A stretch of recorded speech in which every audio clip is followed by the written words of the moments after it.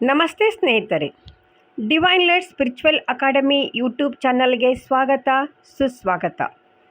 ಅಧಿಕ ಮಾಸದ ವಿಶೇಷ ಸಂಚಿಕೆಗೆ ಸ್ವಾಗತ. ಈಗ ನಾವು ಈ ಅಧಿಕ ಮಾಸದ ಬಗ್ಗೆ ತಿಳಿಯೋಣ ಸ್ನೇಹಿತರೆ. ಈ ವರ್ಷ ಅಂದರೆ 2026ರಲ್ಲಿ ಮೇ 17ರಿಂದ ಪ್ರಾರಂಭವಾಗಿ ಜೂನ್ 15ರವರೆಗೆ ಈ ಅಧಿಕ ಮಾಸವು ಇರುತ್ತದೆ. ಈ ಅವಧಿಯನ್ನು ಅಧಿಕ ಮಾಸ ಎಂದು ಏಕೆ ಕರೆಯುತ್ತಾರೆ? ಈ ಕಾಲದಲ್ಲಿ ಮಾಡುವ ದಾನ, ಮಂತ್ರಗಳು, ಆಹಾರ ಕ್ರಮ, ಯಾವ ಕೆಲಸ ಮಾಡಬಾರದು ಎಂಬುದನ್ನು ಈ ವಿಡಿಯೋದಲ್ಲಿ ತಿಳಿಯೋಣ ಸ್ನೇಹಿತರೆ. ಪ್ರತಿ 3 ವರ್ಷಕ್ಕೊಮ್ಮೆ ಬರುವ ಈ ವಿಶೇಷ ತಿಂಗಳು ಯಾವುದು ಗೊತ್ತೇ ಸ್ನೇಹಿತರೆ? ಅದೇ ಅಧಿಕ ಮಾಸ. ನಮ್ಮ ಪಂಚಾಂಗದಲ್ಲಿ ಸೌರಮಾನ ಮತ್ತು ಚಾಂದ್ರಮಾನ ವರ್ಷಗಳ ನಡುವೆ ವ್ಯತ್ಯಾಸವಿರುತ್ತದೆ. ಸೌರ ವರ್ಷಕ್ಕೆ 365 ದಿನಗಳಿದ್ದರೆ ಚಾಂದ್ರವರ್ಷಕ್ಕೆ ಸುಮಾರು 354 ದಿನಗಳಿರುತ್ತವೆ.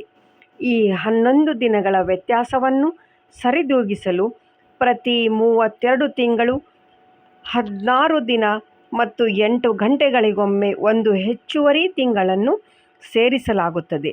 ಇದನ್ನೇ ಅಧಿಕ ಮಾಸ ಎನ್ನಲಾಗುತ್ತದೆ. ಇದನ್ನು ಪುರುಷೋತ್ತಮ ಮಾಸ ಎಂತಲೂ ಮಲಮಾಸ ಎಂತಲೂ ಕರೆಯುತ್ತಾರೆ. ಪುರಾಣಗಳ ಪ್ರಕಾರ ಪ್ರತಿಯೊಂದು ತಿಂಗಳಿಗೂ ಒಬ್ಬೊಬ್ಬ ದೇವತೆ ಅಧಿಪತಿಯಾಗಿರುತ್ತಾರೆ. ಆದರೆ ಅಧಿಕ ಮಾಸಕ್ಕೆ ಯಾರೂ ಅಧಿಪತಿ ಇರಲಿಲ್ಲವೆಂದು, ಆಗ ಭಗವಾನ್ ವಿಷ್ಣುವು ಈ ಮಾಸಕ್ಕೆ ತಾನೇ ಅಧಿಪತಿಯಾಗಿ ಪುರುಷೋತ್ತಮ ಎಂಬ ಹೆಸರನ್ನು ಈ ಮಾಸಕ್ಕೆ ನೀಡಿದನು.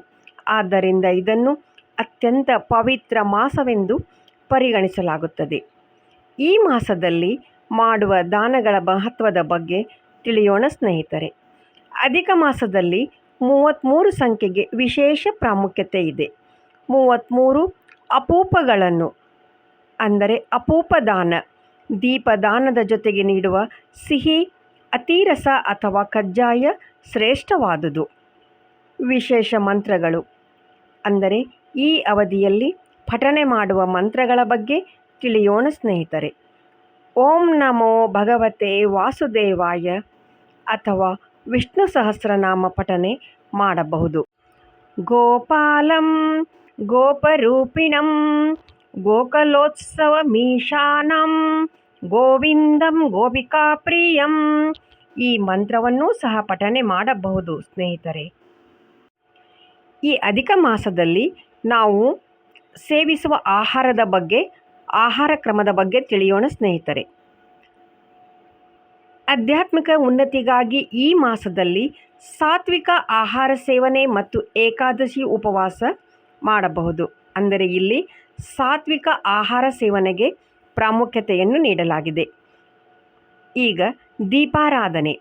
ಪ್ರತಿದಿನ ಸಂಜೆ ತುಳಸಿ ಗಿಡದ ಮುಂದೆ ಅಥವಾ ದೇವರ ಮನೆಯಲ್ಲಿ ಅಖಂಡ ದೀಪ ಹಚ್ಚುವುದು ಸಕಾರಾತ್ಮಕ ಶಕ್ತಿಯನ್ನು ನೀಡುತ್ತದೆ.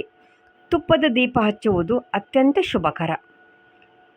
ಸ್ನೇಹಿತರೆ, ಈಗ ನಾವು ಈ ಅವಧಿಯಲ್ಲಿ ಯಾವ ಕೆಲಸ ಮಾಡಬಾರದು ಎಂಬುದನ್ನು ತಿಳಿಯೋಣ ಸ್ನೇಹಿತರೆ. ಅಧಿಕ ಮಾಸದಲ್ಲಿ ಸಾಮಾನ್ಯವಾಗಿ ಮದುವೆ, ಉಪನಯನ, ಗೃಹ ಪ್ರವೇಶದಂಥ ಶುಭ ಕಾರ್ಯಗಳನ್ನು ಮಾಡುವುದಿಲ್ಲ. ಇದನ್ನು ಮಲಮಾಸ ಎಂತಲೂ ಕರೆಯುತ್ತಾರೆ. ಅದಕ್ಕೆ ಶುಭ ಕಾರ್ಯಗಳಿಗೆ ವರ್ಜಿತವಾದ ಮಾಸವಾಗಿದೆ. ಈ ಅಧಿಕ ಮಾಸವು ಆಧ್ಯಾತ್ಮಿಕ ಕಾರ್ಯಗಳಿಗೆ ಮೀಸಲಾದ ಮಾಸವಾಗಿದೆ ಸ್ನೇಹಿತರೆ. ವಿಷ್ಣುವಿನ ಇಲ್ಲವೇ ನಿಮಗೆ ಇಷ್ಟವಾದ ದೇವರ ಜಪಗಳನ್ನು ಮಾಡಿ ಆ ದೇವರ ಅನುಗ್ರಹಕ್ಕೆ ಪಾತ್ರರಾಗಿ. ಈ ಅಧಿಕ ಮಾಸವನ್ನು ಸಂಪೂರ್ಣವಾಗಿ ನಿಮ್ಮ ಆಧ್ಯಾತ್ಮಿಕ ಬೆಳವಣಿಗೆಗೆ ಉಪಯೋಗಿಸಿಕೊಳ್ಳಿ. ಇಲ್ಲಿಗೆ ವಿಡಿಯೋ ಮುಗಿಸೋಣ ಸ್ನೇಹಿತರೆ. ಮುಂದಿನ ವಿಡಿಯೋ ಅಧಿಕ ಮಾಸದಲ್ಲಿ ಅಧ್ಯಾತ್ಮದ ಸಾಧನೆಯ ಬಗ್ಗೆ ತಿಳಿದುಕೊಳ್ಳೋಣ. ಸ್ನೇಹಿತರೆ, ಈ ಮಾಹಿತಿ ಉಪಯುಕ್ತ ಅನಿಸಿದರೆ ಲೈಕ್ ಮಾಡಿ, ಶೇರ್ ಮಾಡಿ, ಸಬ್ಸ್ಕ್ರೈಬ್ ಮಾಡಿ.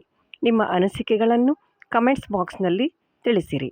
ಎಲ್ಲರಿಗೂ ಶುಭವಾಗಲಿ. ಸರ್ವೇ ಜನ ಸುಖಿನೋ ಭವಂತು. ಸಮಸ್ತ ಸನ್ಮಂಗಲಾನಿ ಭವಂತು.